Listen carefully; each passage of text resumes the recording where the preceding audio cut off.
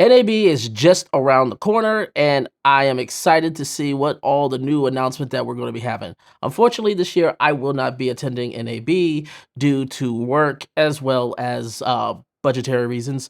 But I'm still, to this day, looking excited to see what's coming out at NAB. And today I want to sort of go over sort of the things that I expect to be part of the NAB announcement. Now, what I mean by the NAB announcement is that they're not going to be necessarily announced at the showroom floor itself. Some will, but to me, I think this is more going to be about announcement that's coming. We already know Canon is going to announce something in 2 days, and Sony is supposedly announcing something in 2 days as well. So, what are they? Will Panasonic be announcing something? Of course, we always got to look out for Blackmagic. Who's going to be announcing and who's going to potentially be the big winner at NAB? All that and more in today's video.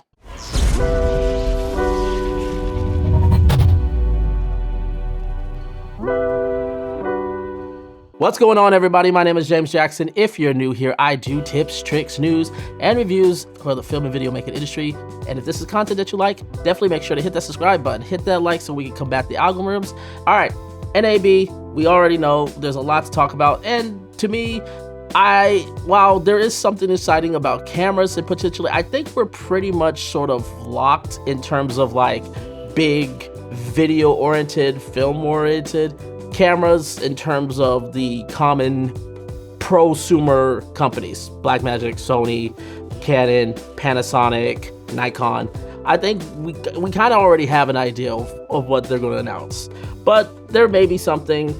So let's go right into it. Let's start off with Blackmagic Design, and quite frankly, I don't really see them announcing a new camera. I mean, because they've got the Ursa 17K, which they're already running. You know, ads, and they're marketing it right now. The Ursa Cine 12K is still going big and strong, and the Pix is one of the most popular cameras out right now. So I don't really see Blackmagic putting out any sort of cameras. The long, and I mean really long, stretch or reach of possibilities of terms of cameras would be a Pixis Pro, but given the fact that of how popular the Pixis is, I just don't see that happening just yet. I think we got about another year before we see a Pixis Pro, or maybe at the earliest at something like IBC. What I do expect from Blackmagic is some sort of update to DaVinci Resolve.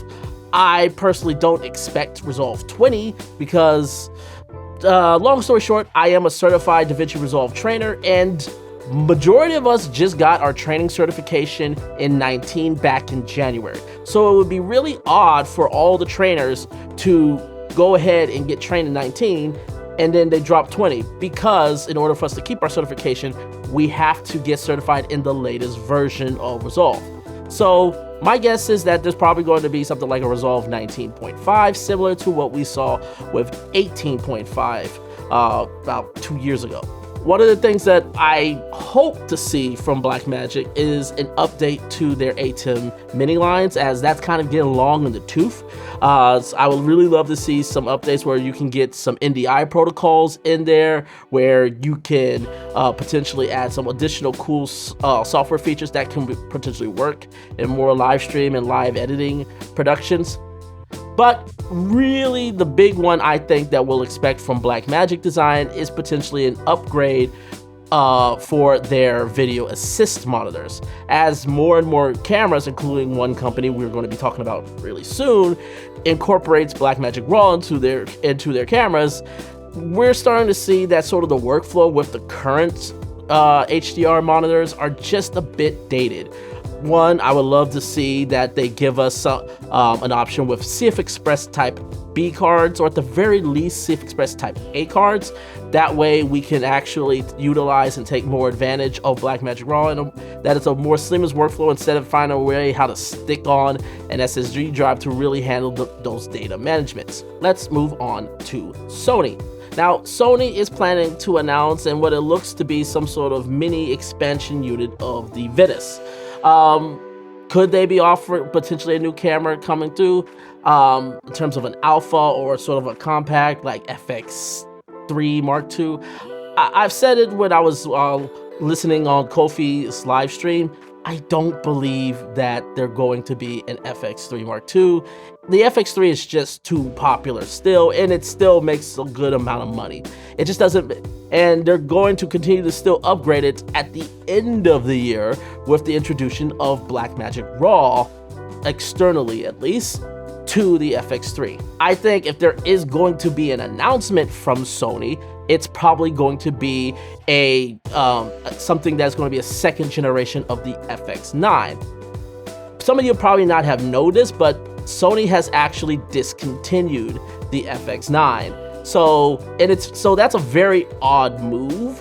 Now, it could just be the fact that Sony is seeing the writing on the wall that this price range of $10,000 to $20,000 is just not a valuable market share. Whereas, interesting enough, the $10,000 and under and the $22,000 plus cameras those are really where the market shares lie. It's sort of that middle ground, middle class, if you will, of cameras are disappearing, kind of like some other aspects of our society. That is really the only one that I can see, and honestly, they probably will just release it where it can just be under that $10,000 price range, because you are going to be competing with cameras like the Canon C400 and the Blackmagic Ursa Cine 12K LF, which is really going to be dominating the market shares along with the FX6. So to me, that's really the thing I should expect in terms of cameras expected. Now, if Sony was to release an FX3 Mark II, there really isn't that much. Yeah, they could increase the resolution a little bit. I personally don't see a reason to do 4K 240 frames a second. It's not a workflow that I typically do, and there's other ways you could just rent cameras for that. So I personally wouldn't buy something like that. In fact, I would think if Sony just did a few additional updates, including the B-roll to the Sony FX3, I still think it will still be the video-oriented content king camera. And those things are putting EL zone inside the camera so we can have that right into the camera, and giving us 3x2 10-bit 422 open gate recording options. I don't care if it's only up to 30 frames a second, 60 frames per second would be nice. And it looks like the refresh rate would be fast enough to do that. So, me personally, I would just think that would be the feature if they added that along with the Blackmagic RAW. I think the FX3 will continue to exert its dominance in the market share.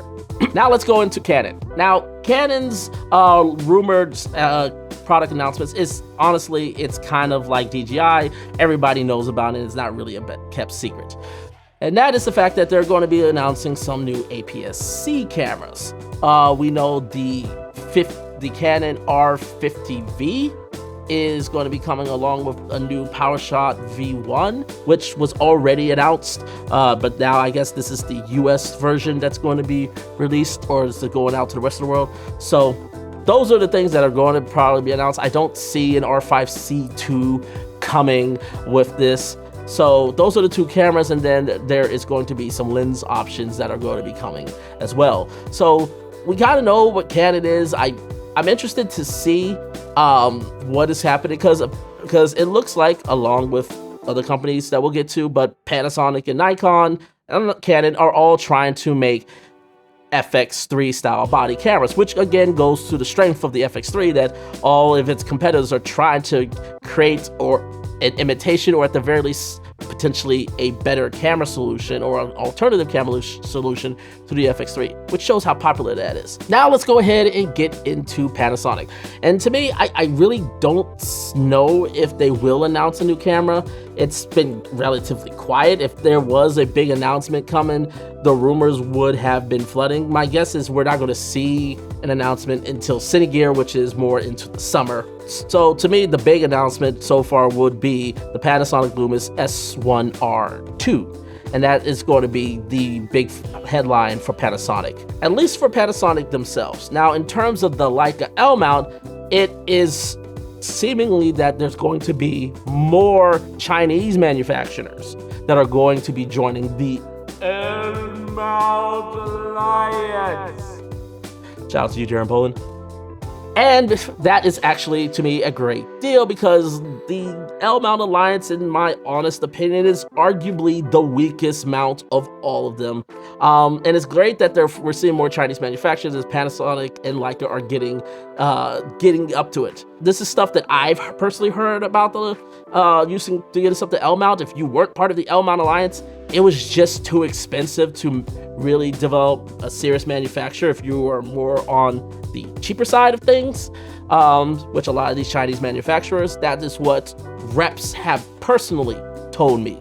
So now hearing that there's going to be an influx of these Chinese manufacturers coming to the L-mount Alliance is a step in the right direction. To me, the two biggest ones that I would love to see is Venus Optics. I just love all their lenses, as well as Viltrox. And Suri would be a great one as well, especially given the preference to anamorphic autofocus, which actually I don't need to think, because Suri is now officially part of the L-mount Alliance, which was announced, I think, just today. So the L-mount Alliance is growing, and it's going in a step right direction. To me, the biggest hindrance and the thing that still holds the L-mount Alliance back compared to its competitors is the fact of the lack of stabilized lenses.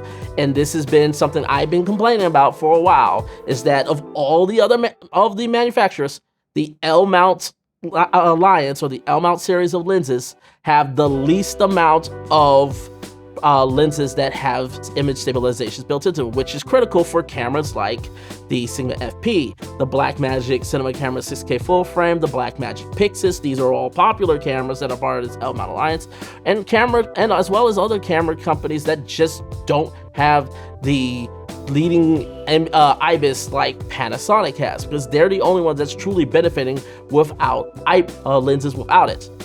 In fact, there's only, if I recall, there's really only telephoto lenses, and it's a few. I think there's in total like 4. And like 3 of them are the same ones, just from different manufacturers. The 3 are from the 7200, and then the one prime is a 500. There's no medium, no wide angle lenses in the L-mount Alliance that has IS in the lenses. And this is a huge problem. So, Panasonic, Leica, I'm glad you're expanding the L-mount Alliance, but I need y'all to step your game up and get more IS lenses into this ecosystem. All right, let's move on to Nikon. And right now, by all accounts, it looks like Nikon is going to be really, really quiet, or should I say Nikon/RED. Both are going to be really, really quiet. My guess is the fact that RED/Nikon announcing that the Komodo X as well as the V-Raptor X are going to have Z-mount options to them. That was sort of the big thing leading up to NAB, and I don't really expect anything else until probably around IBC for that prize. So later on, near the end of the summer, is probably we'll get something new from Nikon. Now, the last one, and to me, the most interesting, intriguing one, is DJI. Because there's so many different things that they could announce, and they can offer a huge amount of announcements. To me, the most obvious one that they're going to announce is a new Mavic generation of drones. And that to me is that's going to be the big major one that I think everybody's going up, because we've seen the pictures. I mean, they've pretty much been leaked nonstop. So we know this drone is coming. Most likely, given the fact of where this sits, it's probably going to land at NAB. That's going to be where its announcement. If it doesn't for some reason get announced there, it's most likely going to be announced at Cinegear at the start of the summer. But really, to me, the really interesting thing is, are they going to announce a new updated system for the Focus Pro system? Because that is one of the things I think they can continue to grow and expand in, as well as their mic systems. And of course, the thing that everybody is expecting is DJI going to announce a camera? Which, again, is very possible, but given the fact of how little we've heard, I don't necessarily expect it, but we never know.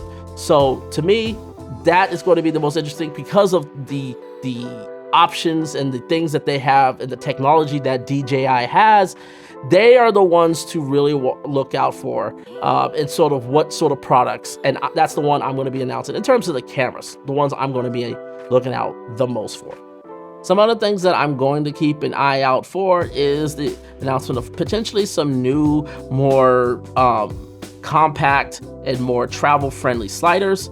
I think this is an area that's going to really expand. Wireless transmission, potentially some new video wireless transmissions, and maybe a potential competitor to the Comica VM40 shotgun microphone, which is what you're hearing this audio from, because as that being really right now the only shotgun style microphone that has 32-bit flow into it, it has a serious intriguing proposition. I've already done my review on the Comica VM40, at least part 1. Check that link out.